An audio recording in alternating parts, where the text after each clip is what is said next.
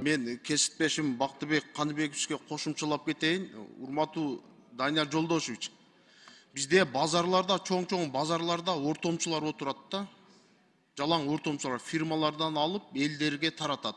Бул Дордой Моторсу билесиздер да, азык-түлүк продуктарын саткан ишкерлер отурат. Ал ошолорго азыр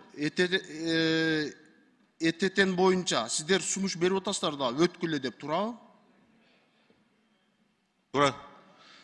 Алар бизге кайрылып атат да, биз ортомчубуз дейт. Биз фирмалардан алып региондорго патериализация жөнөтөбүз дейт да.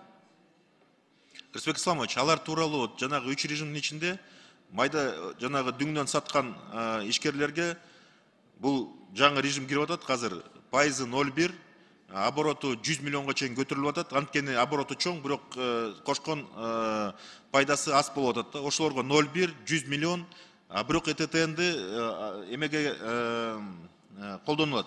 Ага толугу менен Дордой Моторска салык кызматкерлери барып, толугу менен жардам беришти.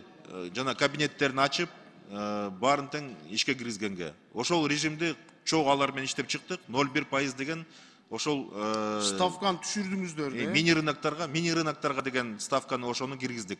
0,5тен обороту 0,5, анан кийин 30 миллион болчу да. Азыр 0,1, 100 миллионго чейин көтөрдүк.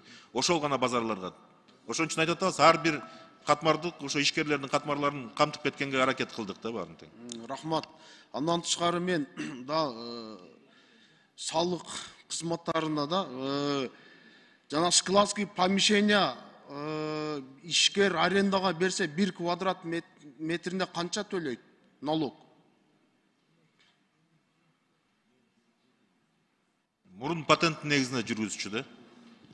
Азыркы учурдачы 50 сом 50 сом квадрат метрине. 50 сом, эми шаарда 50 сом болот да, эми региондор кантип төлөйт? Региондордо 100 квадрат метринде 50 сомдон берсе, ошо налог эле төлөп койду. Жок, Рысбек Исламович, бул Бишкек шаарында региондордо понижающий коэффициенттери бар. Ал каралган. Сөзсүз түрдө салык кодекси ал мындай принцип справедливости постоянно сакталат да. Жанагы ресторандарга деле айтып атпайбызбы? Бишкек менен Ош 6-4, региондор 4-2.